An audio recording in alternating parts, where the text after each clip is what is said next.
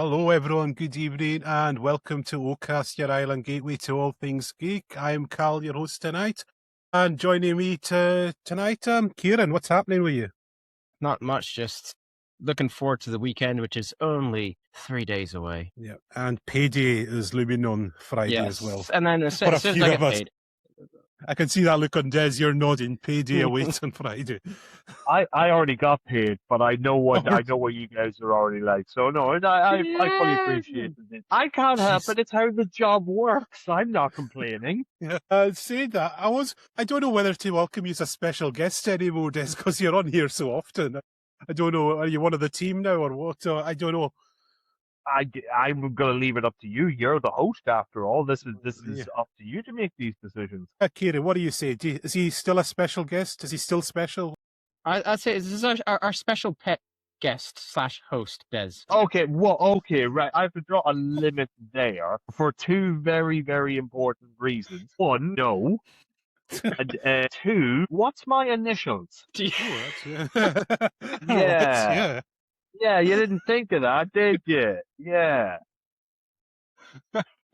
Before we go there, we're going to give credit to the preferred member of the Eller family for me at the moment because of Kieran's horrific sense of humour.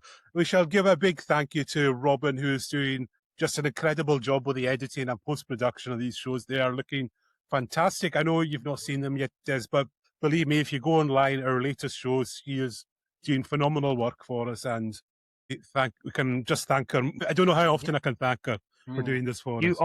You always thank editors because they are the people that can make or break a video. Oh yeah. There's a reason why the phrase "let's fix it in post" exists for a reason. Yes, and I know there's so many things we've said on these casts that could have been clipped so horrifically and ended our lives and careers if it felt like it. And this podcast is no exception. Let's see how far we can get. Yes. Yeah, and we're not even doing the alpha male bro podcast thing. It's just, it's a nerd podcast of all things. Give us time though. We could easily shell out some protein powder I've got that. You know. I've got that. Well, you see, there we go. So Kieran's right off on the run there. So you know we can get some stuff started on that. You just need like Alpha Omega tattooed on your head. The sorority. And and your copy of Jordan Peterson in the background and all that good stuff. Don't forget Alex Jones. We haven't sold out yet because we're not yet doing the VPN promos or selling our cryptocurrencies. A long way to go before. OCAST is still legit at the moment. Yeah, how far will we go before Descoin is a thing? No. Would it be Dogcoin? No, I think Descoin has a slightly better ring to it personally. Right. But yeah. you know, I mean, you already had Doge as a Bitcoin as cryptocurrency already, and you know who that's owned by. Or was. Yes. I actually don't. I don't follow the whole Bitcoin thing. That's I fine haven't got a clue. You lose brain cells worrying about it. It's fine. Yes. And I've already lost enough of them. And with that, we did have a topic. Shall we? Oh, we had a topic. Shall we go to topic? Shit. Yeah. Shall we do the chat? Yeah. I just need to get myself prepared for this. Hang on. Let me just. There we go. It's my Nuka coin, my Nuka Cola pin badge. Oh, nice. There we go. Yeah, well, I couldn't bring out the pit boy this time, so. Yeah. Oh, you're not doing the wristband this time. No, it was killing you, I think. No, I gotta save the wrist. I'm still recovering from the convention I did at the weekend, so I'm still extremely tired. So I need to save my poor arm. You know, I need to keep the weight on that. Right. With that, tonight's topic is Fallout Season 2, and very quickly, Des, your initial thoughts on Fallout Season 2. I don't know why I did that arm movement there either. I don't know why either, because that's more of a Star Wars thing, but I enjoyed it. When we talked about Fallout Season 1 last time, I was worried. I mean, we all agreed that the first series was really solid. The ending was a little bit. It was a bit. We didn't fully agree. Well, I didn't fully agree that it was a solid ending. Right. And I did get worried about that. And I went into Season 2 still thinking about that. And I'm really glad that they decided to do like a pivot on that and change that a little bit. And I was really, really impressed with where they decided to take Mm-hmm. the second series and to introduce a lot of elements in there. And all in all, I think that was a solid second series for the story, for the characters. All in all, I was really, really impressed with what they did with Yep. everything.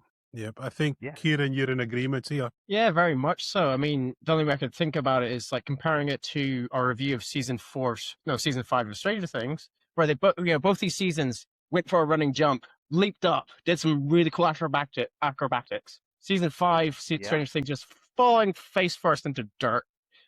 But season 2, Fallout, it just keeps twirling and twirling, and then suddenly it grabs a skateboard out of nowhere, does an ollie, does a 180, does 360, and then it just lands perfectly on its feet.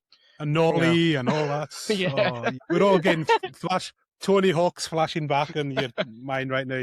I actually was, but I wasn't thinking of ollies and things. I was thinking like it was like some sort of special move where they went up a half pipe, and as soon as they reached the top, the ghoul pulls out a guitar and just starts riffing, and then all of a sudden, just they were coming down. She's like, "You think I'm gonna fall flat in my face? You behind the head!" Like that. I didn't know where you were going with it. Yeah. What analogy? But yeah, I'm total agreement here. It's not missed a beat. It's just carried on from where it was. It's not better. It's not worse. It is the same, but it's such a high quality they have. And also fair to say, it's very apparent they know what they're doing. This is not a Lost type situation where they're just making up. There is a definite plan here. Yeah. And it's been thought out. I agree. It really shows how far, not so much how far the writing has come, but where we were going to see the characters going. Like for example, I remember thinking that at the very first episode, you see the ghoul pre-ghouled, and he has his daughter, and they're at the kid party, and you're thinking, oh right, so the kid, so he must have gotten a divorce, and this is the weekend that he has with his child. But now you look at it more, it's just like, no, there's a lot more to this because there's a lot more of a backstory to that. It was interesting. Remember in the last episode when I said, how would his wife feel about how he's behaving as the ghoul? And you said, well, she did all these awful things. And now, very interesting to see, you're realizing she's not the villain we thought she was. Yeah, I quite liked that. That was just like, that was I didn't see that come. True villain outright, because she's the one who says we have to drop the bombs ourselves. You're like, shit, and then it does like that pivot turn, as you said earlier. Yeah. And they become sort of reluctant, sort of, we need to stop this, or at least give a chance for our daughter to live and whatnot. So I quite liked it. It was really, and seeing Clancy Brown make a cameo as the president of the US was pretty cool. Yeah. Definitely, I think they had like a lot of good characters, good character actors in there. Yeah, Clancy Brown was great as the president. It's really nice to see Macaulay Culkin in more acting roles now, and even that little arc that his character went through, that was really solid. I really enjoyed that to see that this whole Caesar thing that they were doing. Yeah, that it's a cycle. There's no change to it because the note. I mean, don't get me wrong. I did have to look up online what the note said because it was very difficult to read. But I think the note said something like, "It ends with me." Yeah, it dies with me. Dies with me. I am Legion. I think it was something along those lines. Yeah, and I think that just destroy the note, kill the only witness that you have.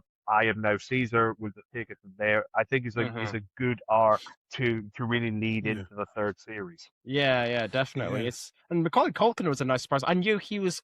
I heard that he was on Fallout Season 2, but I didn't know what role he played, and that was kind of neat. I just love. The only experience I've had with Fallout is largely Fallout 4. I've played not much into Fallout New Vegas, which is the main one in this season that you kind of need to know a bit of lore about, which kind of follows on with the producers, the writers knowing what they're doing, because they've researched their lore, as you can clearly see from like all the flashbacks and jumping back about what causes everything. So you have like the resource wars in between America and China, And well, as a result, they have a wee bit of fallout.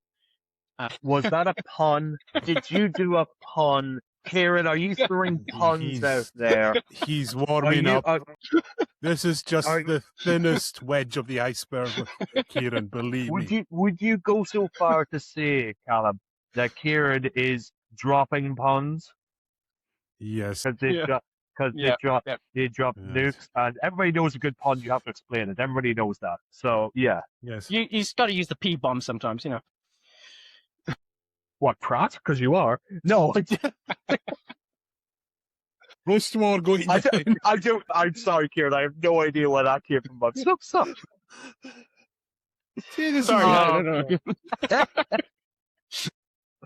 I didn't know where that came from. I am so sorry. Oh dear. Right.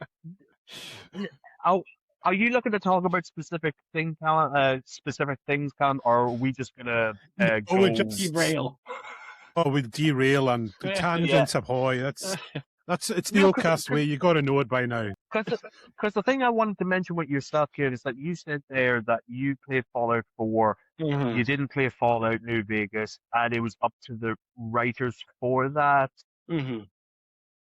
I agree with you, but I also never played Fallout New Vegas. Yeah. And I kind of got the feeling that there was a lot more there if you wanted to explore it, but I kind of felt they told enough there to satisfy what you needed. Because sometimes, not all the time, but there are some times where they would layer in things that doesn't, unless you played the game, you don't really have an idea of what's going on. They put in enough that, for anyone who hasn't played the game, you get the gist of it. You don't need to, you understand everything that's going on. Yeah. Every character they've introduced is relative to the game, but if you don't aware of it, you're aware of what's happening. You know the context. It's that fine line when you do an adaptation of a beloved thing. It's like just getting enough for the casual fans that they can engage and they don't have to go play every single game to death, and enough for the hardcore fans that they're saying, "Yep, this is our game on the screen." It's kind of got the balance just perfect at the moment. I agree with you, because there's certain things that are out there now where I'm saying most of the things that are owned by Disney now. I'm talking about Marvel and Star Wars. It kind of feels like you need to keep on top of everything in order to get other things. And I kind of don't like that, because it doesn't feel like entertainment. It feels like homework. It kind of feels like you have to check a list, right? In order to appreciate this, you have to watch Loki, and then you have to watch Daredevil, and then you've got to get these things. With the Fallout, I know it's only one show, but I appreciate that they have put it up in there. It's like, well, this is the story of what's happening in New Vegas, and you have the house, and you have these elements, but it tells the story there. But if you want to know more, we have the video game where you can go and explore these things, and I kind of prefer it like that, where it gives you the option to do it. But if you don't have the time for a 300+ hour game, you don't need it. Yeah. It's interesting question just on that. Like, are any of us still watching Marvel these days? I think all of us have stopped. Yeah. I think the whole thing with Marvel, excuse me, they did Marvel basically. That's what they did. Marvel should have. Well, they wouldn't have stopped. Let's face facts. Disney is a money making thing. I mean, they did a great thing with Endgame, where they kind of tied everything up and everything was set and sorted, and they could have just stopped it there. But they're trying to do this new thing. And no, I don't have the time. I don't have the time nor the inclination to go towards it. And I know people are saying great things about Wonder Man. I know they are. I don't have the time for it anymore. Yeah. I think it was like bizarrely at the last Ocon, and I was backstage with Rick, and we were talking about that. And he was saying, I think it was X-Men, and he said there was a new run of X-Men. And he said, I just wanted to read that. I heard good things. And I might have the comic wrong, Rick, if you're listening, but and then he just said, I had to get this and that. And eventually I just had to give up. So how can I... I'm not going to get 7 subscriptions just to follow this one main story, which is what it turns into. And I understand the appeal of this broad universe where they all bump into each other, but at times it just bogs things. I mean, it's like Andor with Star Wars, its own standalone. You don't need to watch anything else. Just Rogue One, maybe. But this is what the strength of Fallout is. It's its own thing. Yeah, I mean, Andor is a great thing because Rogue One came out first, and you could watch that, and if you wanted, then you could watch Andor.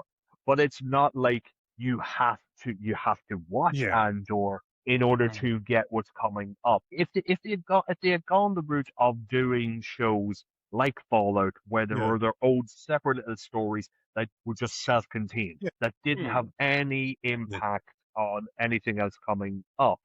Yeah. I think that will work. I imagine there's like some people out there that would have went into Deadpool and Wolverine having no clue who the TVA were, watching that just going, well, who's that? Why do they have glowing sticks? Why is there these magic doors opening that he could go into anything? If you hadn't watched Loki, you'd be super confused by that. Yeah. You know? But like we were saying with Fallout, it is self-contained. They did it the right way where it's like they present this story of these characters from this vault, but this is Vault 33, and we saw Vault 4. Well, surely there must be all these other vaults. I wonder what they're up to. Well, you can do that. You could get the game, and you can go and see these other vaults, which I think is the better way of doing it. And speaking of the vaults, the fact that the vault full of, which is Norm's vault again, the one with the managers. All the vault, 31. Vault, yeah. And that's, I think when they all wake up, they're completely panicking, and the way he presents it like it's a team building challenge, one of those awful team building and then all of a sudden they're engaged and wanting to do it, and that's how he has to just treat them like middle. They say they can't think of anything else, and then I loved in that group there's that one girl who was only working for the company a few weeks, a week before, and she's outside of that corporate nonsense, and she's seen for what it is. Because again, point this out, if you're on my Facebook, you know how much I love ripping on LinkedIn culture. So I love bits like that. And also like Kyle MacLachlan, the first thing he does when he escaped at the end of season 1 was, I'm going to clock in and put a suit on and get to work at the office. It's just that story, not the Kyle MacLachlan story arc, the brother. God, I wonder what else he's been in. Something to do with singing and it was a wig changing thing. I could have been anything. I could hit you like a wrecking ball yet. Different singer.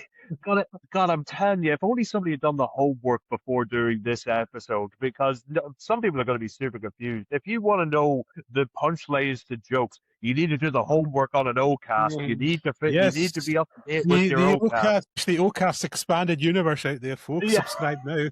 The OCEC. No, the OCEU. Yeah, okay, right. Which makes it sound like a bloody sort of nature protection organization or some like World Health Organization sort of level thing. I don't know. To me, it sounded like you were going to start a sea shanty there. OCE. No, I was going to go down like a completely different route of just looking dead into the camera, just going, for £5 a month, you could sponsor an OCast supporter. Just £5 will get them a small takeaway from their local KFC to send them to for just a little bit longer. It's impressive because there's no KFC on the island. So well, yeah, that's what makes it even dodgy. You have to import it in. Yes. Yeah. You have to import it in. So it's like a fiver, but with the handling fee for just to get it onto the plane to get it anyway.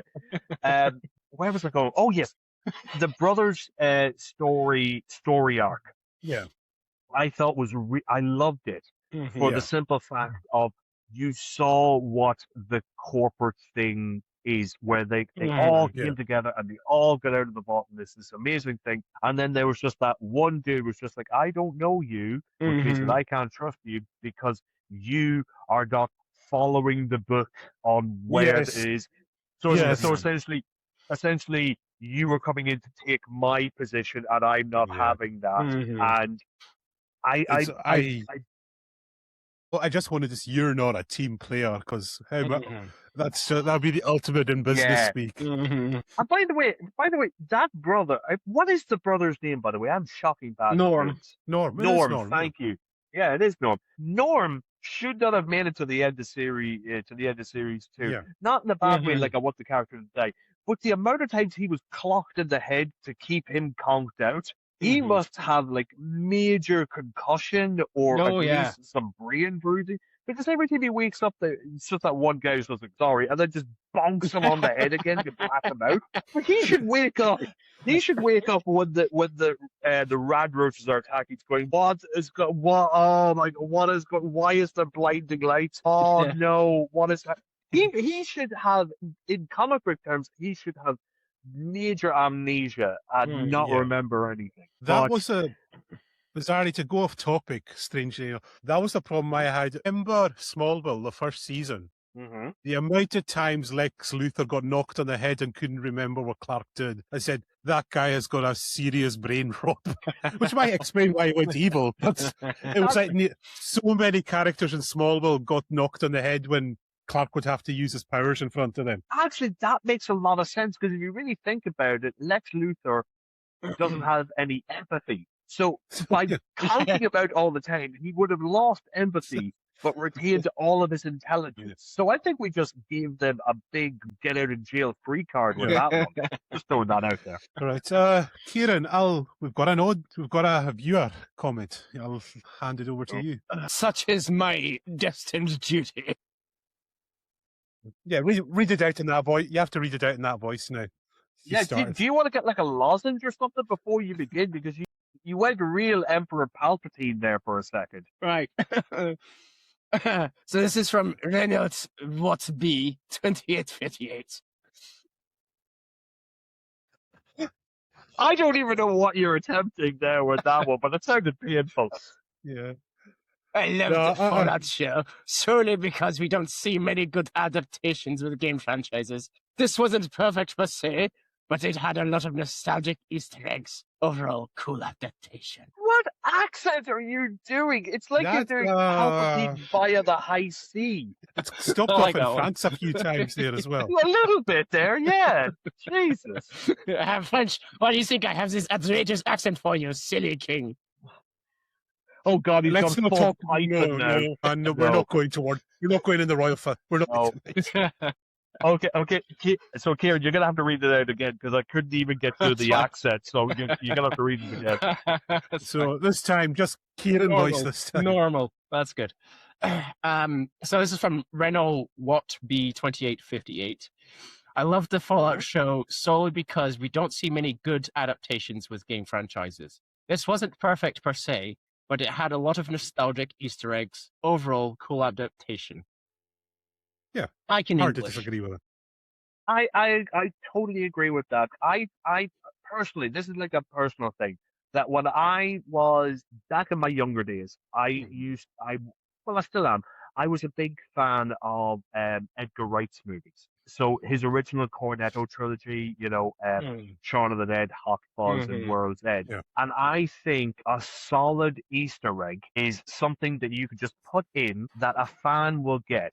But if somebody doesn't recognize it, it doesn't take away from what they're doing. Yeah. Does that make sense? Where it's not integral to the story. It is this little thing where if you see it and recognize it, you get like this gratification for it. And I agree with that. I agree with that in Fallout, where you can locations or weapons or clothing or characters. Like for example, at the end of the last episode, you see, I don't even know the character's name, but it's the character that I believe that you play in Fallout New Vegas. I think he's called the Courier or something. Yeah, the Courier. He's got the gas mask on. He's got the brown duster jacket, the helmet, and everything. Which is basically the NCR outfit. Now, I got that was from Fallout New Vegas. I recognized that character because I remember seeing him on the cover. I get that. And the theme starts to play. But then the new California Republic appears. And as an audience member, I felt, right, he's a member of the new California Republic.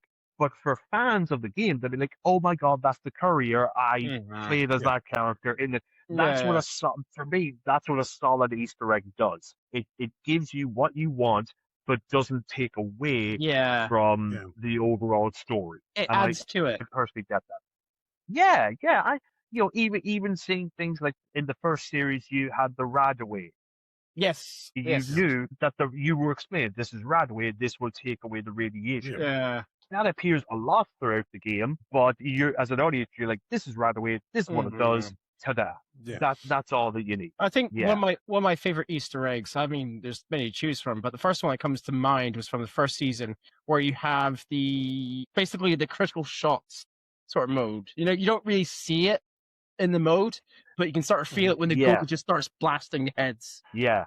Where you just know that if this was in the game, he'd be using bats in order to Yes, target the bats. specific body Yeah. part. Yeah.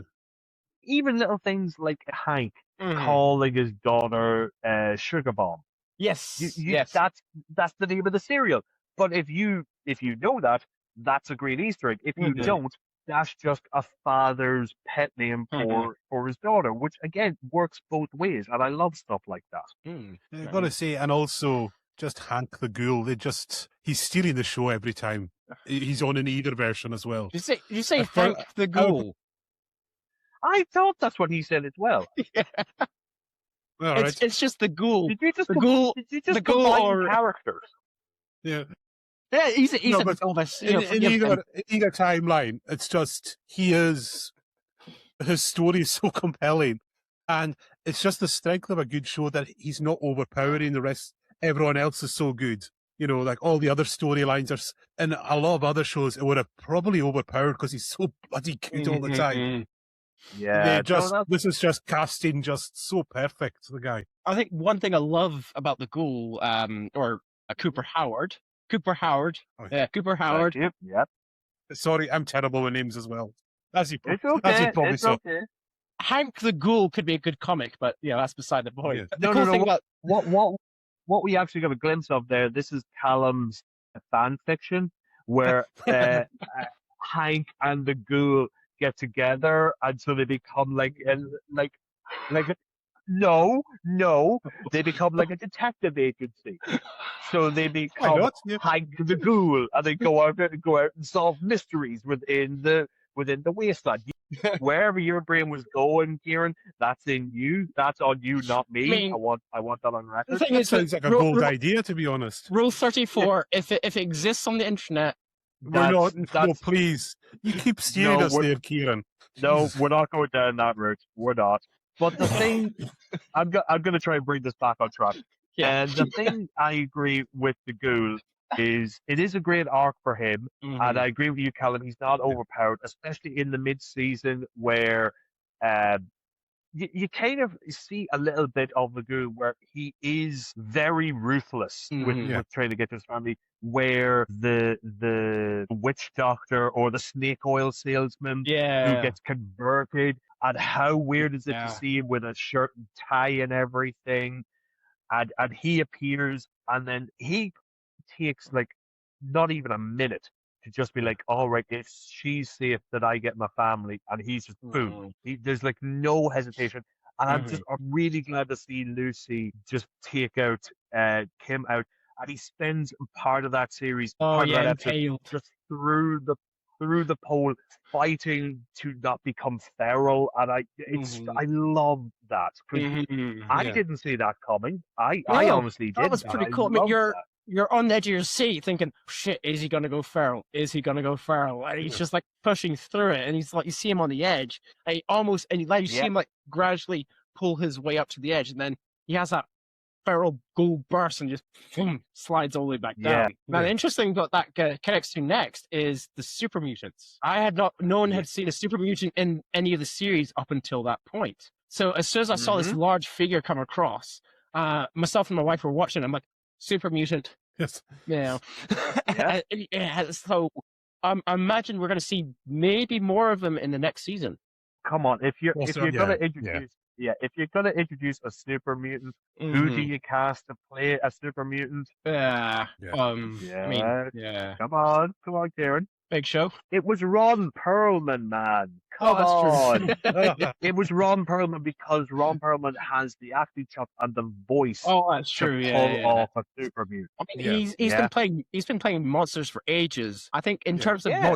monster acting, he's on par with the actor from Discovery. He also played the eyeless man in Pan's Oh, Labyrinth. Doug Jones. Yes, Doug Doug Jones. Doug Jones. I want to see if you would get that one. Yeah, Mhm. Ron Perlman and Doug Jones. I mean, they've worked Mhm. together for God's sake, so Yeah. they know what they're doing. But yeah, to see the super again, that's another thing where I am familiar with super mutants, but I don't know a lot about them. Yeah. But we got They're that, fun. and I think if I remember right, at the same time as we were learning about super mutants, that's when we were also introduced to the FEV, Thank you. Yes, I was looking for forced evolution virus. Yeah. Quick, Yes. we haven't fully been told what the forced Mhm. evolutionary virus is yet, but that's another thing that could lead into the next series. Mhm. I mean, I know what it is, but I haven't a clue. I have so no clue. basically, like I said, the only Don't- game I played fully was No, Fallout 4. no spoilers. No spoilers. No.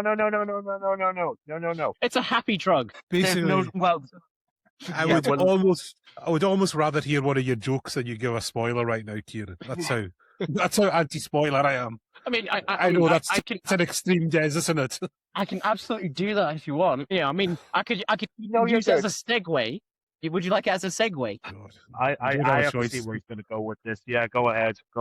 So, all the kids that you see in Fallout Season 2, how did they get educated? They went Is to this the Ghoul. beginning of a They went to Ghoul. I told you, Tez. I told you this. This is what he does. it's not that the puns are terrible, and it's not that the delivery, he was so proud of himself he barely got the punchline out. It's not that. It's how smug he is. It's how, listen to him, he is so proud of himself right now that he has caused physical pain to both myself and to you, Yeah. Callum. I'm see, I've had it so much. I'm in a place of just disassociation when he does it. So Oh, that's good. So basically, you've been exposed to him so much, you've built a natural immunity to him. yes, yep.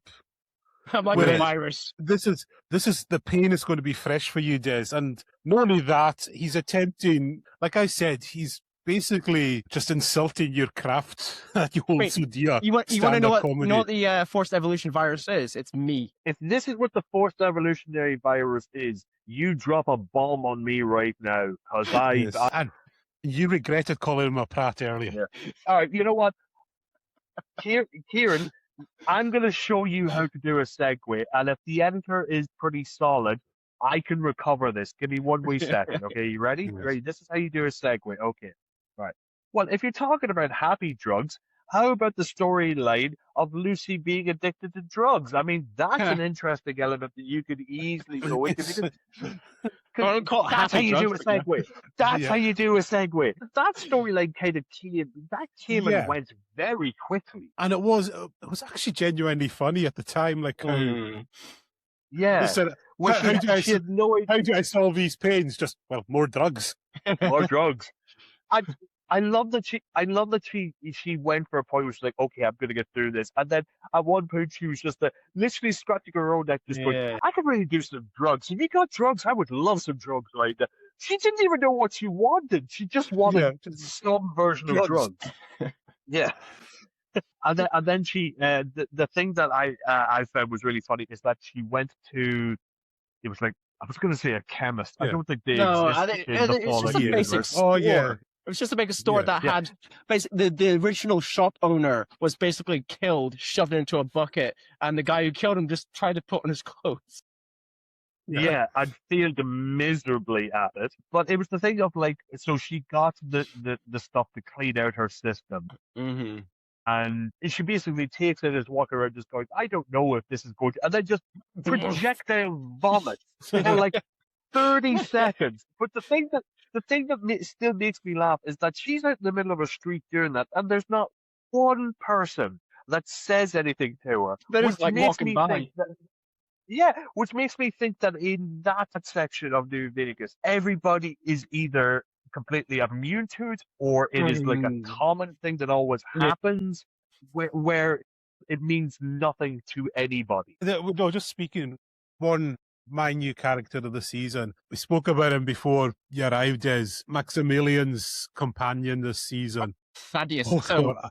this, Every scene. That could have easily been, like I said, in the wrong hands, that could have turned into like a Jar Jar Binks, yeah, but but they did it very nailed it well. with him. They did it They very did Yeah, it. well. he really, The bumbling buffoon who goes along with this, and sweet and yeah, endearing as well. Mhm. They just nailed him so perfect. There's And you also were that. genuine stitches. I mean, yeah, there's just sinister and sweetness when you first see him again with the kids, like a mixture of human kids and ghoul kids, and he's yeah. looking after him. That's the sweet side. He's educating. Yeah. That's the sweet side. The sinister side is child labor. Yes. Yeah, and he's not even hiding it. I think No. at the end of that scene, he literally just goes, "Right, kids, time to make me more money," and then that's it. And I'm just going to, towards the end when he loses his arm, his Yeah. whole reaction God. to it is just, He's like, he just goes, "Oh, I've lost my arm." Yeah, it's not even so much of like an, "Oh my God, I've lost my arm." It's just like, well, why has that happened?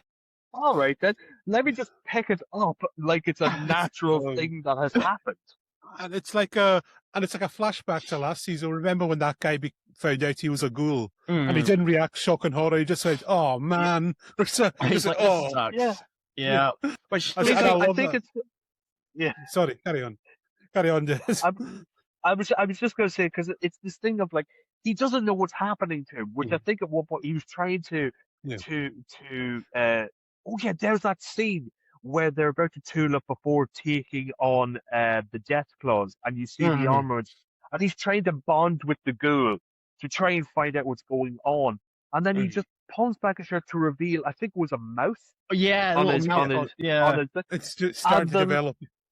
and the look of fear in the ghoul's face means that he has seen this before. Now, he knows what's coming, but both him and the audience, we don't know what's Yeah, I've coming. not seen that either. That's the freaky thing. I mean, Yeah. Yeah. you know, because of how Thaddeus becomes a ghoul is arguably different to what usually happens with everyone else and with Cooper. So Yeah. obviously he's had like Well, a we more have- forced mutation, you know. But we actually don't know how Cooper became a ghoul. Yeah.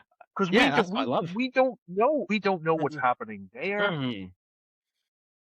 We went on so many different journeys with these characters. Yeah. Mhm. And at the same time, I'm sorry, at the same time progressing that, but then also going back and unraveling all those events, and you find there was layers upon layer, and we still don't know everything that went on. Like I thought it was, going into this, I thought, well, you know, his story's been told before the Fallout, but you realise you've only got a fraction of it. It's like it keeps kind of, and it's like this whole very Tarantino-esque in a way, like you're seeing it from a different perspective each time, and you're gaining more information. I love kind of when the shows do that. I mean, there's so much to impact with this show, because we've got the storyline with Lucy and her father. We've got the ghouls story, which could lead off in so many different directions. We've got basically Max's. He basically took, well, we thought he destroyed that section of the Brotherhood of Steel, but we saw at the end of the post credits that that's not the case. But the one that I'm still intrigued with the most out of everything that's happened is, and again, I can't remember these characters' names, so I'm just going to describe them. What was happening back in the vaults, Vault 31 and 32, with the broken water chip. But the blonde-haired girl, the Canadian, yes, the Canadian, and her trying to seize power, and her mother's last words to her, "Don't think of them as human, think of them as Americans," is so dark. And she kept that all the way through. Where if you go back and look at the first series, she's playing a part, and then as soon as everything starts to unravel, you see how vicious she could be. And I've got a. Is that a part of Fallout, the Canadian War, like the games? So I believe it is. yeah, so the lore wise, sorry, carry on. So yeah, the lore wise, because I watch a lot of videos as well because I'm sad. Don't whole say thing- that, mate. Come on. So We've got much worse words for you, so Kieran. the lore, I think it was Yeah. So the lore of it, I don't know if it's just prior to the Resource Wars or during, but at some point in history, America completely annexes Canada as basically Donald Trump's wet dream. Yep. And I've got to wonder, are they playing that up a little bit now with current events? Possibly. I've got to think like a smart writer would use current events to maybe just tweak it a little bit. Yeah, I can see where you're both coming from. And Kieran, I'm like you. I find this world so fascinating. So I do watch breakdowns on the games and on the vaults and everything. And if I remember correctly, there was a resource war. So yeah, they kind of annexed Canada, but then they started to abuse Canada to take their resources, so much so that they started calling Canada Little America. Yeah. In order to kind of indoctrinate them as like the 51st state. Yeah. And I can see that in the middle of a big war where America is not helping but hindering a country, I could see why she would become so. I could see why she would stop looking at them as humans and start looking at them as Americans. Yeah. And I just found that storyline really intriguing, mostly because we don't know what's going to happen to Vault 31. We don't know what's going to happen there because all we saw was essentially Hank's emergency backup system was a specific Pip-Boy that was tuned specifically to the Enclave. The Enclave, yeah. So I'm intrigued to see what's going to happen there. And as soon as I saw the Enclave appear, I'm like, shit's about to go down. I liked even that, just that I don't know the character, but the dude from Lost that was in the first few episodes of the first, he's come back and you realize he's actually I kind of love this thing in Fallout. There's somebody who you just think is a side character then turns out to be a massive player, and they've pulled that again, very Tarantino style. Tarantino loves to do that as well. Yeah, I mean all the. I was what just is the character's name? Apart from Ziggy dude from Lost. Oh, Ziggy, yeah, Dr. Ziggy. Yeah, I just remember that because I've been rewatching a lot of Quantum Leap, and one of the characters in that is called Ziggy, so that's how I remember the name. But it goes to show that all they're kind of intertwined like a little bit. We're not talking full Lost where this character pivots to this. They basically cross paths, and you see that. But there's so much. Like for example, I personally didn't think that the sheepy, quiet politician that we see in the Congresswoman who turns out to be the brain of the computer, literally the brain of the computer, the mainframe. Because she's weak, she's easily domineered, but she knows the difference between right and wrong. Of course, that'd be super important to a computer whose whole thing is basically controlling the will of people. She's the perfect template for that. Yeah. But what's the bet? Her story's going to be something unexpected when it gets revealed next season, probably. I don't know, because I mean that is a tough one, because I don't think that she's really crossed paths with Hank yet. So I didn't think of that. I mean, I imagine she'll have a few scenes in next season, but there's enough from that season alone to get the gist. Okay, she's working on behalf of the president, got in contact with him, and now it's essentially facing a consequence, and that consequence is being a brain of a giant computer-based system. Yeah, so so there's one thing I want to point out that I absolutely love is see when the Brotherhood get into their mech suits. The fact is they've all got quite dweeby voices. It's got to be said. And then when they step in, that voice to make them sound as macho as possible. I love, and the fact that some of them don't even change like their speech patterns or rhythm. So it's like they're speaking, especially with what's his name this season when he had to pretend in it. Yeah, I mean. And I've got to think that he was wearing the motion capture suit because that is a physical They can't have just done all that because that is his body movements. And you've got an acting background, Des. You could probably see that. Yeah. That was just pure I physical acting there. It has to be him within the suit because I don't, from the looks of how the suits look and how they move, I don't even think that's motion captured. I think those are actual, proper suits. And you're 100% right. Is that when we cut to the inside, or as I like to call it, the Iron Man look, where it's just close up on the face with a black everywhere. You do hear that dweeby voice, but then it comes out like a robotic type of voice, like all of that. But the thing that, even now, just talking about that, which makes it so weird, is that when we see, is it Maximus? That's the name, Maximus. Yes. When we see Maximus return and he's walking through this the big warehouse that they have with all the weaponry and everything, and he's walking cool, calm, and collected, and then you see two. And this, I apologize that I have to swear on this, but you can bleep me.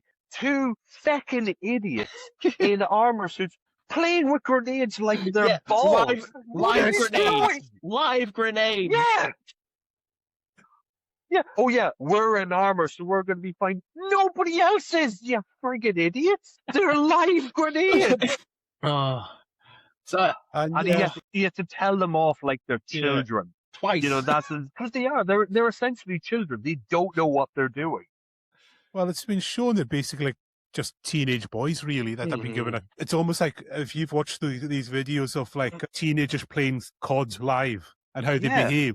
That's exactly what the brother is, really. Yeah, they're children who've been given massive amounts of power and they don't know what to do with it. So they just think that they're invulnerable without thinking of anybody else around them. And it's so, I mean, Maximus even gets that as well when he gets the power hammer before they discover the children. Because he gets that hammer and he's just like, go have fun with it, and he's loving swinging this thing, but he doesn't realize how much damage he could cause with that.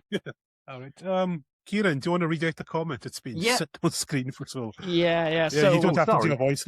We've got voice. Another, Des, another do you want to question. choose? Well, Des, you nominate his voice. What voice does he do it in? Just to see. It has to be the interior squeaky, annoying voice. We're not going for booming and bombastic. I want to hear what your squeaky voice inside the armor would be. Fucking hell. Right. Yeah. Jesus, I need to think. Is that even possible? Yeah, it is. Just imagine you're the teenager, the teenage character from The Simpsons. Everything is up like this, Mr. Simpson. Oh, I'm so sorry. I've got it because my voice is started. I'm building phlegm here. Yeah. So just do that voice. Yeah. If this series takes place after the events of Fallout 4, where do you think the Institute will fit into the storyline? I'm not doing that again. That sounded painful. It's like every dog in your local area is just going to go crazy now. Would you like me to read that again? Yes, please. Yeah, if you wouldn't mind. Right. If this series takes place after the events of Fallout 4, where do you think the Institute will fit into the storyline? I sort of know the answer. I have an answer for this. Is it spoilery? No, because it was already this. So, the Fallout TV series from the first season was already revealed to be a couple of decades, maybe less. It does take place after Fallout after Fallout 4.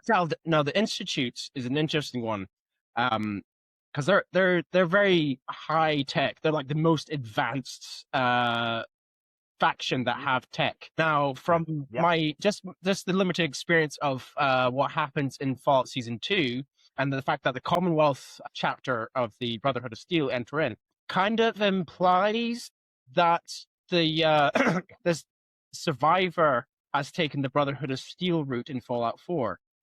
I mean, it's still up in the air, but I would wager, because regardless of which ending you have taken, with the exception of the Institute ending, the Institute itself is destroyed. So it's it's highly likely that the Institute has been destroyed in Fallout Season 2. They may not even come into it, but if they somehow manage to introduce them, they'd definitely do it. They will definitely find a way to do it in a very clever fashion. I personally, even if they go that route, I don't think they would or should introduce the Institute. Mostly because they've been very clear, and it even shows that in this series, is that the video games rarely, if any, have a canonical ending Mm-hmm. because the story is dictated by what the player does. Yes. So there are several different endings out there depending on what you, the player, does, which is why we don't get a definitive ending for Fallout 4. We don't get a definitive ending for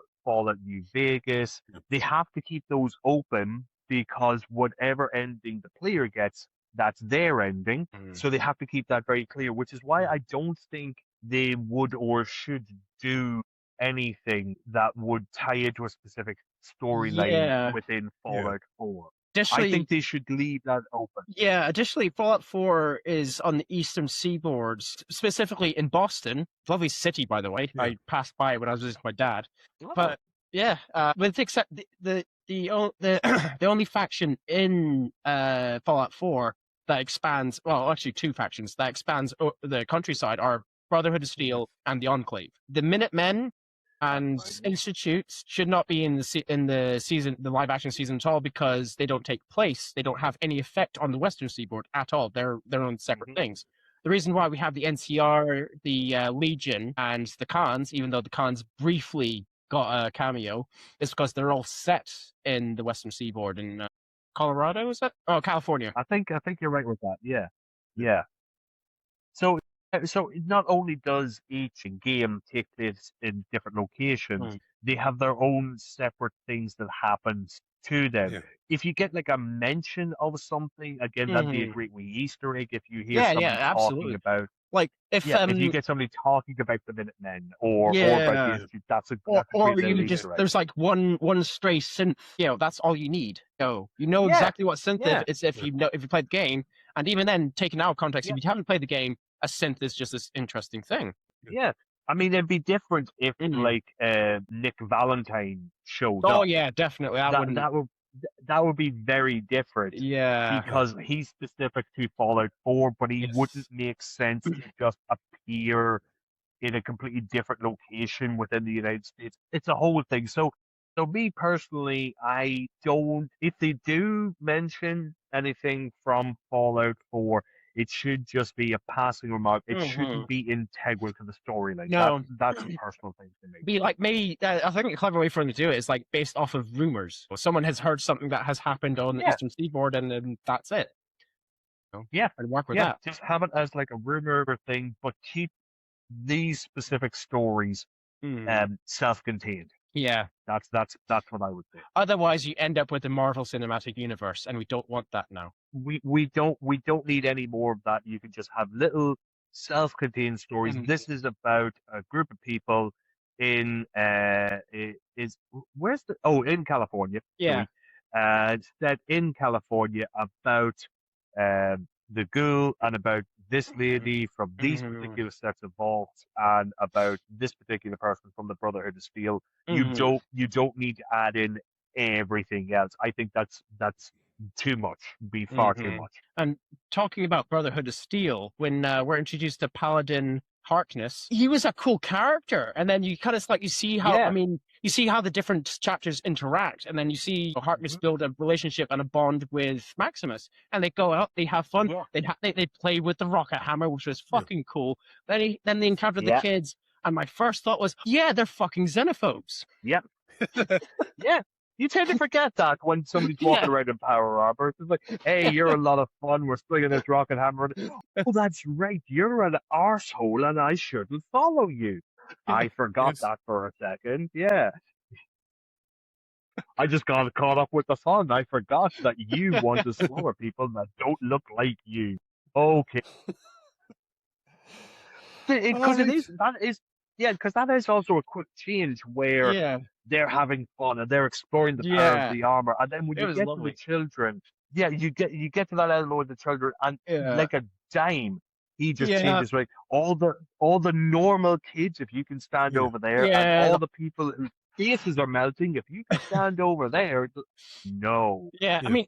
Because obviously, I played the game, Des, even like prior to that, just the moment you see them in the same room together. Oh, yeah. Yeah. It took a second. I did forget that all what was coming up. It's just like, oh No. No. No. Yeah, I think that was generally my reaction, and I think that was. I mean, Mel, my wife has actually played a little bit of the game. She hasn't completed it because it's a huge game. Yeah. Yeah. I think Which her I was reaction saying, wasn't like, the same as mine, but because I think she has encountered the Brotherhood of Steel in her Yeah. playthrough, but she hasn't encountered them to that degree. yeah, we really need Kenny here because I'm pretty sure Kenny there's some Fallout game where he's done all the vaults in it. Oh yeah, I think that's One of them. I think that's New Vegas. He's done that. Yeah, I think he did say that to us. Mm. But bear in mind, Kenny has also played and completed every single Resident Evil game as well. So Kenny's pretty hardcore, basically. I think it's nice to say, and I hope Kenny doesn't take this the wrong way. I think Kenny is doing really good being a bachelor. I don't think you would object to that. Would that be fair to say? Yeah, he's a bachelor.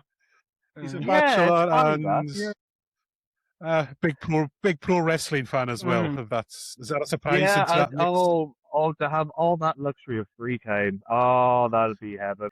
Then again, I have a house and a wife to take care of. Oh, gosh darn it! Oh well. And cats as well. Cat. Oh yeah, can't forget the cats. I mean, he's got his life.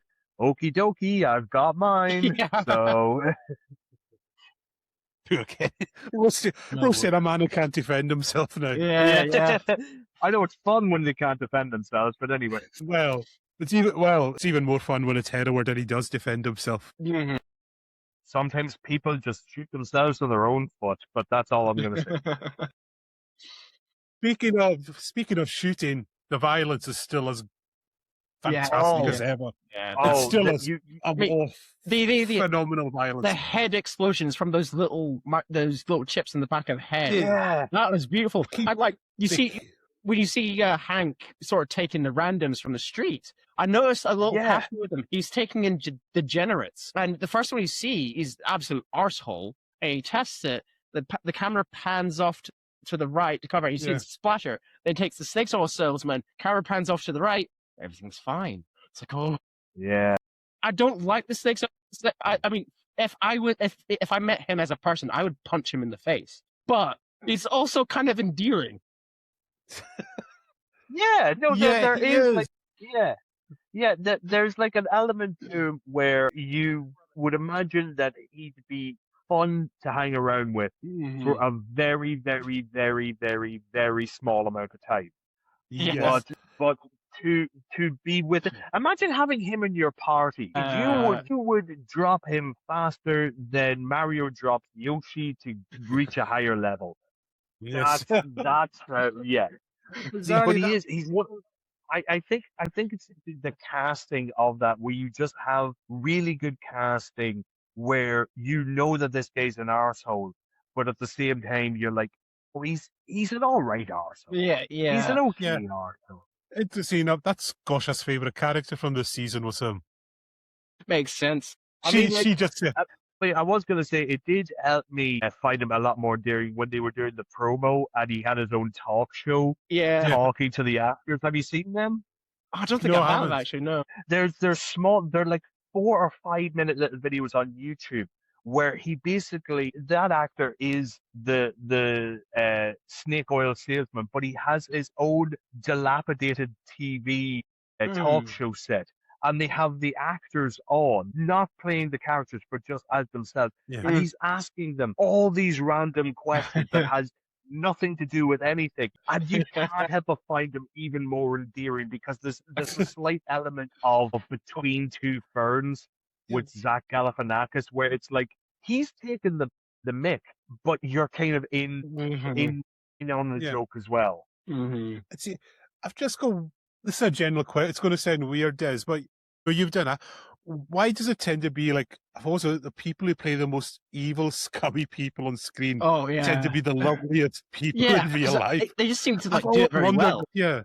It's mostly because, funny enough, I'm not dropping things or anything here, but I literally did a panel at the weekend, Capital Sci-Fi Con. And we did have a couple of actors on there we had a couple of voice actors. We had some actors there, and they always say that they have more fun playing villains because they started their careers playing heroes, and they said that after a while you get a bit bored of it. So they decided that the nice people they are, they don't get a chance to portray arseholes. So it gives them a chance to flex a muscle that they don't often get. So when you see like Kyle MacLachlan, I haven't heard a negative thing about that actor said, but he can his portrayal where he can swap instantly from loving, doting father to businessman with one goal in mind, which is just controlling the population. In the drop of a hat it's a very impressive role that you need a good actor to be able to do. Oh yeah, definitely. You get the guy from Twin Peaks, you've got something sorted there. Yeah. So I'm always thinking like the most famous example is James Marsters, who is meant to be the loveliest human being on the face of the planet, but as Spike, he was just phenomenal. Yeah, because he's got like the jawline and the accent. He could be a hero if he wants to, but you have more fun playing against type. You don't often get that chance. I mean, me personally, I don't. Yeah, me personally, I don't get it because I like being a nice person. But I suppose if an opportunity came up where I could be slightly vicious and evil, I'd have fun with it. I don't know, but I think that's the main thing. It's like you have fun with it. It allows people to kind of like let out their inner demons and just experiment with how they might sound, how they might act, and how to portray this creature. That's what it is. It can range from human being with evil machinations to just creature, absolute creature, regardless if they are human or not. There's a lot of variety. But you can also play into type where you could be evil but still come across as a nice person. Because that gives you a great you can have a great juxtaposition of what I'm doing is super evil and twisted, but I'm doing it from where I think I'm being a nice person, and that adds a real twisted version of that. I was watching a couple of videos of like different versions of evil and betrayal. One of them I quite like. I mean, you have your manipulators and your puppeteers, but you have quiet evil, which is like, and they used Palpatine as an example because he's the one that, even though he's not physically powerful, he's the one that kind of eggs you on and gives you an easy option and makes things just look and seem easier. I love those kinds of villains. They're brilliant. Yeah, essentially he's that devil on your shoulder. That's all that voice is. It's like, you can do this. He gives you the power, but more importantly, he gives you the permission to do it. Yeah. And again, like Ian McDermott has never heard anyone been to a convention and said a bad word. He's meant to be the loveliest, kindest, sweetest, most gentle, and yet he plays the most evil man in the whole universe. I think there's a very famous interview where he's like, they said, George Lucas has an offer for you, and he's go, what is it? You get to play the evil ruler of the universe. It's nice. I think I'll do that. Make sure you put in my rider that I can have a cup of tea once in a while. I'm just picturing like Palpatine just swinging around with a cup of tea. And if you want something online, there's a version of Paradise Lost that he narrates, and he uses his most demonic voice for Satan. It is so good. If you ever want to get the classic, if you'll find it, just look it up on YouTube. Paradise Lost, Ian McDermott is such a listen, phenomenal listen. I'll definitely be.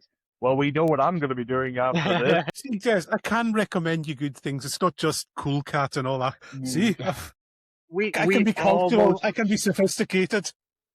Almost made it an hour before you brought up Cool Cats, you son of a bitch. Well, he does save the kids. That's a good thing, I guess. It's like, he may have burned down an orphanage and did a few unsightly things, but, the kids are safe. Yes. Yeah. For the greater good. All right. The greater good.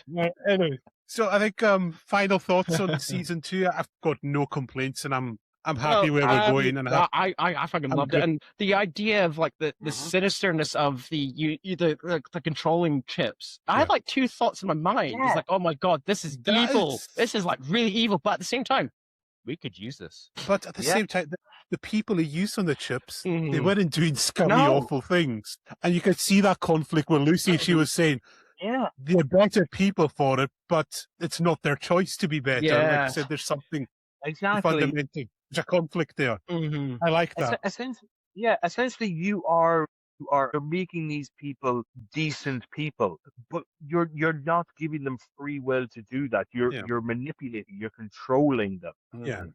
It's So I can see where Hank is coming from, but I can also see where Lucy is coming from.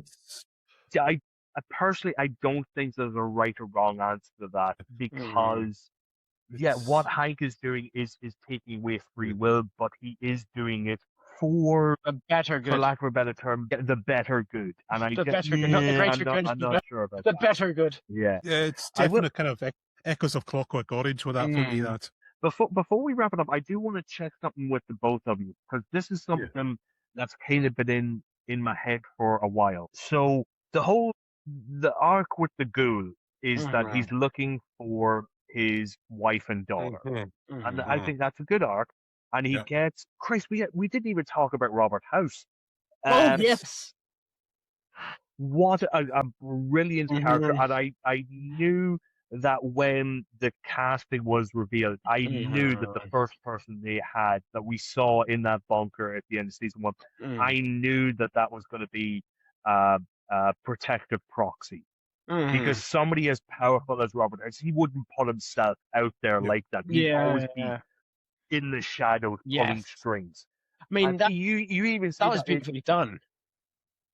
I mean, I thought so as well. because You have his introduction of him in the bar watching himself on screen. I love that, and the introduction of the chips in the back where he doesn't care about anything. So I think even the casting that I thought Robert House was a great antagonist. And so we get introduced to Robert House. Sorry, go ahead. Pierre. Yeah, because when you first see like the proxy, the public Robert House from the first season as well, and he's got that mustache. Yeah. So my first thought was like, okay, that's Robert House. That's cool. It's not Robert House. So you see him again, then you just see that guy, the actual Robert House, but poses as someone else. My thought was that guy looks more like Robert House than Robert House does. Mm-hmm. And that makes sense. And it does. It totally makes sense where you'd have somebody there. Basically, to pull this from another franchise, he was essentially the mouth of Sauron. Yes. He was the figurehead, the puppet, if you were. And so I love what they did with Robert House. I love his connection with the ghoul, where they get reintroduced, where Robert House is the big computer, the ghoul is there after delivering the cold fusion. And so you get it where he's being brought down, and Robert House is in the little pit boy.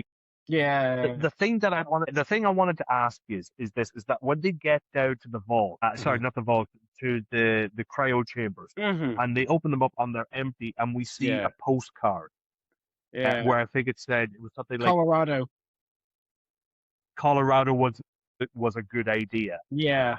Now, my initial thought is that they survived the blast and they moved out to Colorado, and they lived their days out there where they were safe. I instantly didn't think that they were in a cryo chamber in Colorado. Yeah.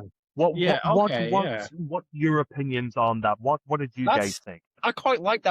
I mean, I would sort of like them to like have survived in like cryo chambers. Maybe they emerged from the cryo chambers after the bombs fell and they managed to survive, and they're in Colorado. But either way, whichever way it goes, being they actually managed to live out their lives prior to the bombs or after, as long as the ghoul or Cooper Howard gets that closure, that's the main thing. I think it's more likely. I kind of felt that until the last shot of the ghoul, where he's leaving Lucy and Maximus behind, and he's going off into the sunset.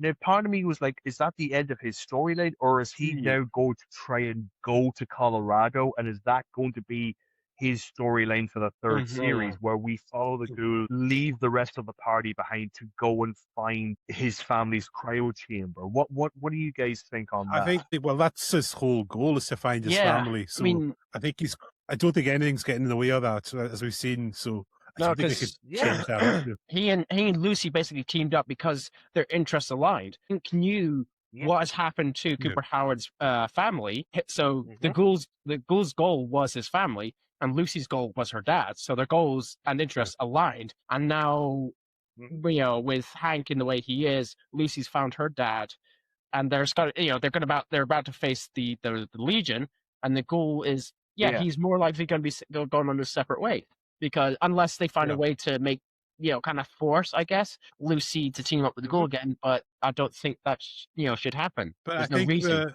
it seems to be their stories will align somehow in the third season. Yeah. Oh, what I meant with that question is that, do you think that the ghoul is going to try and find their final resting place to make sure that they did live a good life, or do you think he's going to go up to find another vault tech building to see if they're in cryo sleep? That's what I meant to ask. I think it could go either way. It could go either way. Yeah. Either way is a good Yeah. resolution in a way, because No, because there's still the mystery of the first scene of this show is Hank. So I keep calling him Hank Cooper with his daughter, and we're just saying, Yes. but they were together when the I bombs keep thinking fell. about that. Yeah. So what happened there between then and her and the daughter being allegedly in the tube? Yeah, It's like, that's a question everyone's asking. Additionally, by that point, Cooper Howard had given up acting. He became an outcast by that point. He was a fallen actor. He was, he was doing kids parties at that point. Yeah. Yeah, because I think what I got at the end of the second series is that I think he was arrested because I think the storyline that they're going to go down is that they're going to claim that he is a red to kind of as a communist, to try and destroy everything about him. So in order for his family to survive, he essentially has to sacrifice his essentially. So I think that the reason he was doing those parties is because essentially he was blacklisted from Hollywood. Yeah. And I think that that's the only thing that he has, and he's there with his daughter because the persona is that that he got a divorce from his wife, but secretly they are still working together to protect their daughter. That's what I'm taking from that. Yeah, but as we saw at the end of the first series, we don't know where this is going to go. I mean, we thought that the wife was the enemy at the end of the first series, but now we know they literally could take this in any direction now, and that's one of those brilliant, fascinating things that we don't know where it's not predictable, which is like, oh my god, that's a lovely thing, because everything else is largely predictable. Like MCU are fucking terrible for it. Star Wars is terrible for it, and then Amazon Prime bringing out Fallout TV series is like, it's a fresh breath. It's a share. It's like, oh my god, I can't predict this. Yeah, because they're not following the template of the video game. They are telling a separate story within the video game. It's like you can't tell, for another video game example, when I went in to watch the first series of The Last of Us, I knew what the ending was going to be. I knew they couldn't change that ending. But with this one, they're telling a different story in the same universe. Yeah, not even fans of the video games know where this is going to go. The advantage they have is Fallout's a role-playing game, whereas The Last of Us is a lot more linear. So you can't basically with Fallout, they've actually just been given, here's a book. It's basically a sandbox. And they go, okay, we can do something in there. Whereas with Last of Us, so you can only really follow this path. They could, but they were able to expand in certain areas, like the Bill episode. They were able to expand on that. I mean, obviously off topic here, but just that little tidbit of Last of Us live action, I actually kind of like the small changes they made in the live action preparing for the game. Yeah. They expanded on it. It's brilliant. Yeah. And Fallout has a lot of opportunities to do that. Exactly. Fallout has like you said, Cam, it's a sandbox. They've been given all the toys. Essentially, what they've been done is like you have this world, and you have these characters and these elements. Mm-hmm. If you just don't touch Vault 101, and if you don't touch on this character from New Vegas, tell your story. And I think that's the best way to do it. Yeah. Yeah. Right. So all in all, to answer you, Callum, I think it's a solid. The second series is solid. I love what they're doing with the characters and with the stories. Yeah. And I am really hyped to see what they do with the third series. Oh, definitely. Because it is, if you listen to both these conversations, it's so interesting. The bulk has been us talking about story and character, not that much. And all the effects and all that are great. And it's like, say, you can have all the effects, but if the story and characters aren't there, it's a waste of time. We say this so often. Yeah, you could throw all the effects, the costume, the music, and everything, but if you don't care what the characters do, if you're not invested in these characters, then there's no. It's the reason why I gave up on Game of Thrones. I made it to the 5th season of Game of Thrones. I couldn't remember a character name. I didn't care about their motivations, and so I just stopped watching. But with this, I care about Lucy. I care about Maxos. I want to see what happens with the girl. I want to see what happens next to them, and that is the reason why I keep coming back. Yeah, All right. Definitely.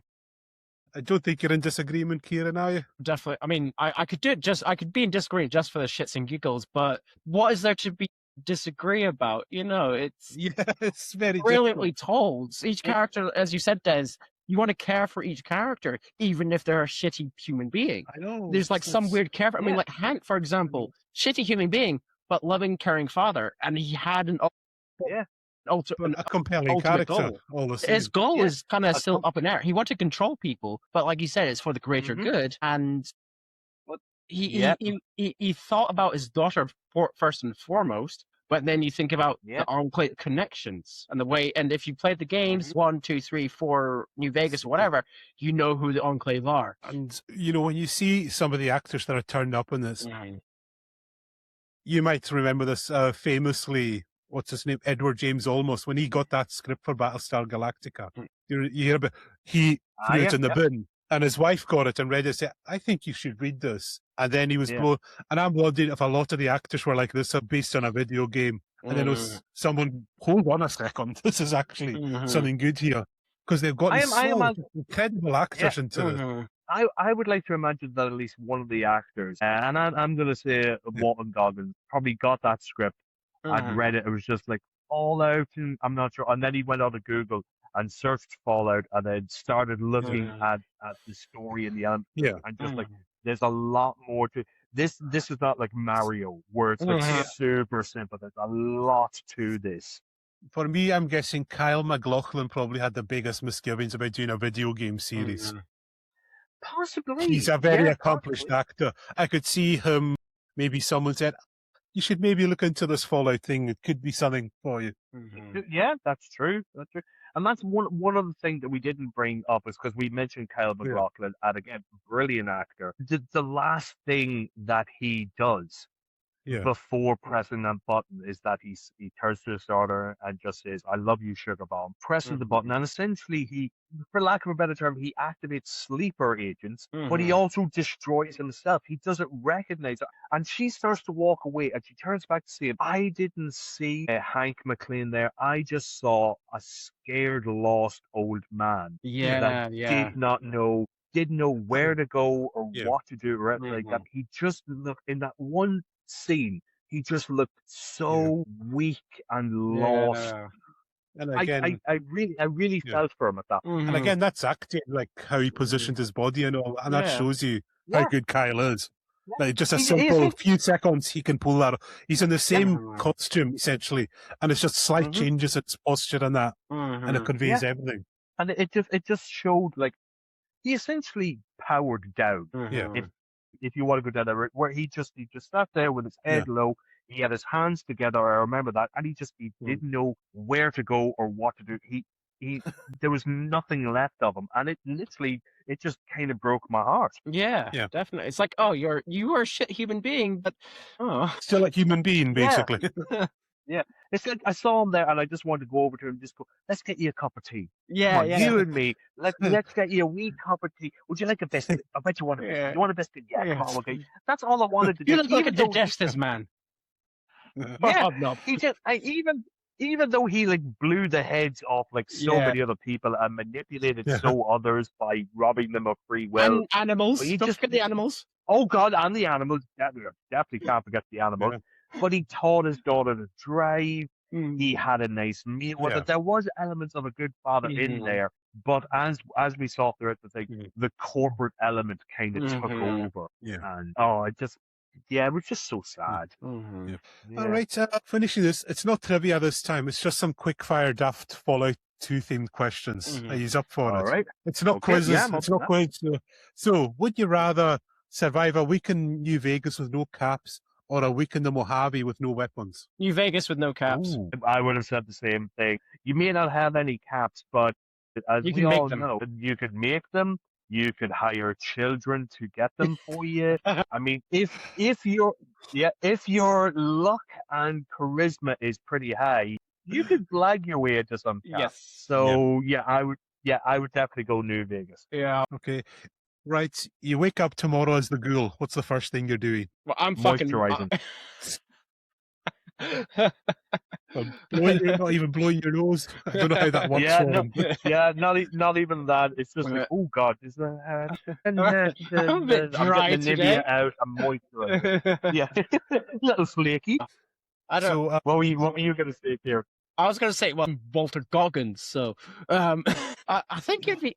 I'm stuck between, just going full, because he's going like full Western gunslinger vibe. Just go along with that vibe, or just roll into a pool of radioactive water. Yeah. Well, interesting. All right. Yeah. Well, I'm sticking with All right, so- moisturizing. okay. Brotherhood of Steel Armor or fully stocked Vault-Tec survival kit? Ooh. So is this power armor? What type? Because Brotherhood of Steel, they use the T65. And T65 is And good. that does have a design flaw. I have noticed something about the live action series. They don't seem to use the fusion. You see fusion cores, and they are resource, Yeah. but they don't seem to be a valuable resource. Yeah. So obviously, Well, Brotherhood they of seem Steel to have be a very lot of them. prevalent, don't they? Yeah. Yeah, that's So- a fair point. I mean, just for playing Fallout Mhm. 4, I know Mhm. how useful power armor can Yes. be, but Yes. once the fusion core is gone, You're not going to it's have useless. 99 of them on your pocket either. Exactly. So me personally, I'm going to go with the Vault-Tec survival kit. Yeah, Right. I think I'd have to Okay. default to that. As much as I love the Brotherhood of Steel, yeah, Mhm. survivability is better. All right. Yeah. You have to go on a long hike tomorrow. Who's your travel companion, Maximus or the ghoul? Dog meat. I was going to say Lucy. Why is Lucy not getting a throw in there? Right. Think of the conversations you could have. Oh, it's true. Think of all the things you could edge. Exactly. That optimism alone. Yeah. Oh, what, we're going to go all the way And over there. It's 1,000,000 miles away and we may not Yeah. survive. Okie dokie. You want that optimism. So Mhm. me personally, And personally, there will be the challenge of trying to get her to swear as well. That'll be Yeah. good. think of it. Yeah, think of it this way, right? Maximus, as a character, he is. Mhm. I couldn't see myself spending a lot of time with him. Yeah. No offense to him. Yeah. And the ghoul, one, I couldn't trust him, and Mhm. two, you're getting no conversation off him. Yeah. All Yeah. he's going to do is talk about how shitty the world is and Yeah. how everything's going to hell. So, all right, So Debbie me Depression. personally, me personally, I would choose Lucy or Dog Yeah. Meat. I Yeah. would agree with you there, Right. Kieran. Lucy or Dog Meat. Yeah. Okay. So Vault-Tec offer you a vault tomorrow. What's your single ridiculous rule? Ooh, single ridiculous rule. So basically, any vault, no particular Any vault, vault. any vault. They've just given you a vault, and you've got one rule, ridiculous rule that you can enforce. You Oh, can right, I enforce see. the Right. rule. So basically, myself and Kieran, we're basically the overseer. Yes. So Yeah. we get to Yeah. dictate the weird. Yeah. The weird The rule. experiment. Oh. I think mine would be Right. sort of chaos aligned. Maybe one day a week. Maybe not quite purge level. Sort of like at least one day a week or one day a month. Everyone's just allowed to do anything. Just see what one day a month. Everyone just commit anything chaotic, and then rest of the month is just orderly. So Every single day of the month, Ooh. barring one day, is order, and then that one day comes along, utter chaos. Just see what happens. It's like Norm's brain, I guess. Interesting. For me, yeah, I'm gonna go down this route. Nothing. Nothing. Huh? I would do nothing, but I would tell one person that something might happen, and that's it. I would let the paranoia take over to see what people would do, just to see. I would let them do whatever they want. If they think that if they do this on a particular day, that might help them, or I would just let them see what happens. But I would tell one person, I would specifically say, I am the overseer of this vault. One day in the future, something might happen. Yeah. Don't tell anyone. I like that. And then I would. It's like Chinese whispers with one stop. Yeah, exactly. I would just tell one person that, and I wouldn't elaborate on anything else. And I would just wait and watch and see what happens. Yeah. Okay, a quick pick here. A Deathclaw sprinting at you, or Mr. Handy with a malfunctioning buzzsaw floating above you. So a Deathclaw coming at you, or Mr. Handy with a buzzsaw malfunctioning buzzsaw. Yeah, floating towards you. Floating towards you. Well, okay. Yeah, because with the Mr. Handy, it's either going to be friendly or an enemy. Deathclaw, you know what you're going against. I was thinking the same thing, is that with a Mr. Handy, there is a chance. Again, if your charisma luck is pretty high, that you can talk him down, that you can communicate, you could try whatever speech options you have. There is an element that you could get the right one. With a Deathclaw, you have no choice in the matter. It's killer v kill. And if we're there, Kieran, without our power armor and with a survival kit from a vault, we're going with Mr. Handy. I would say Mr. Handy. Yeah. Okay, so would you rather gamble in New Vegas for 24 hours straight, or try and negotiate with a super mutant? Okay, so that's interesting. So gamble for 24 hours. That is interesting. So with the gambling, there's a 50. I'd say just rounding up 50-50 chance you either win or you lose over that 24-hour period. With a super mutant, chances are slimmer, but they're not impossible because there are a very select few intelligent super mutants out there. I was thinking the same thing, because it depends on what super mutant you're talking about. Are we talking angry, bashy, hulky type of super mutant, or an intelligent super mutant? Because you could actually have a nice conversation with a super mutant. But as we should have learned from series 2, the house always wins. Yes. So, So, if you had to join a faction in season 2, who would you join? So you have the NCR, the Enclave, the Khans, Caesar's Legion, or Kaiser's Legion. And I think that's the main ones. And of course, you have the Vaults. I mean, Brotherhood Brotherhood of Steel is good. They've definitely got the weaponry for this. But for me personally, I would probably go with the New California Republic. Yeah, I was thinking that as well, because Brotherhood of Steel, I'm split into two. Brotherhood of Steel because of just the power armor. Come on. I would be one of those kids. Yeah, I'd be one of those knights that's just messing around with a grenade. I would definitely be one of them. And for that reason alone, I am not going with the Brotherhood of Steel. Yes. But of course, they're also, for lack of a better word, fascists. So that's why I'm going with NCR, because the NCR are people. They are, as far as I'm aware, they are just people who are trying to survive and trying to form a new governed system and protect the people.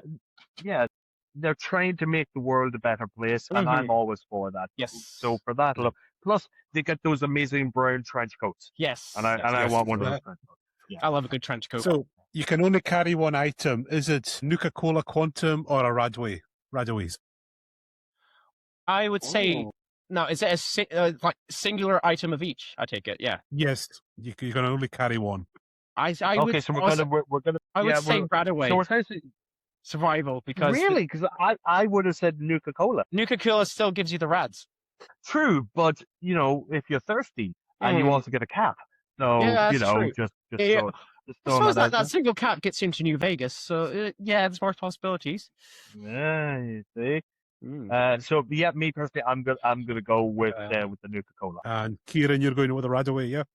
A kind of more reluctance now because of the, So, and our last one is, would you rather be trapped in a vault experiment or stand at topside during a rad storm? Well, okay, so standing atop side during a red storm, it depends on the scenario and what you have on you. Anything is better than a Vault Tech experiment. If there are no specifications to the rat storm, I'm going to go with that because I could be wearing power armor, I could be having loads of rat away, I could have this, that, and the other. There are no restrictions that you've mentioned, so I'm going to take that. Having said that, Kieran, we don't know what vault we're going into. That's true. So it could It's a gamble.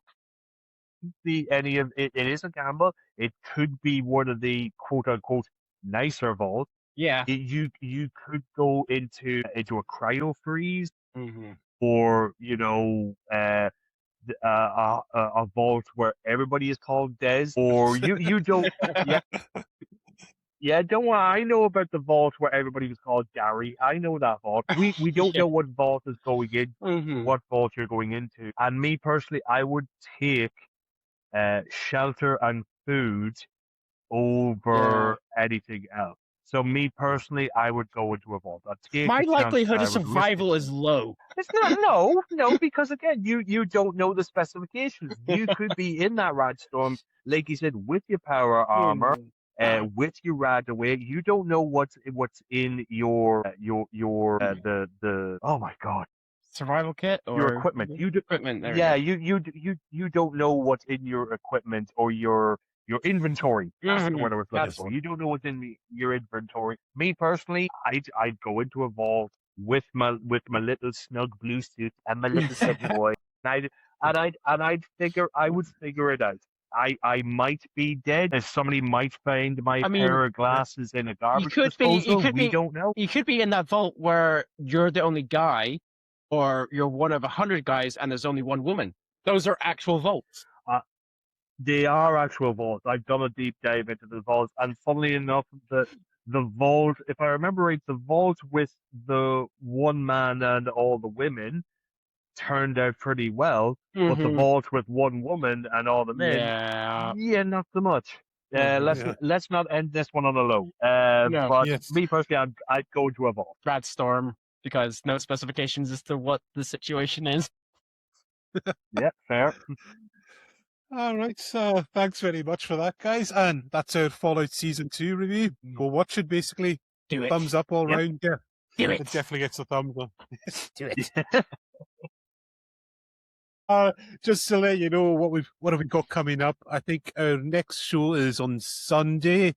We've got the Big Rig rolling into town. Big Rig Brian Colton, indie pro wrestler, is our guest, and then we're recording about 4 or 5 shows in the next 2 weeks. It's crazy. And this time next week, we're speaking to Simon Butler, retro game dev legend for Ocean Games. And we've also got the Supernatural Season 2 retrospective to do. And also next week, we're interviewing Nancy Holder, who wrote a ton of Buffy tie-in novels. So that's more for our Buffy crew. I really wanted to get their teeth into that. Sorry, I had to sink their teeth into it. Yes.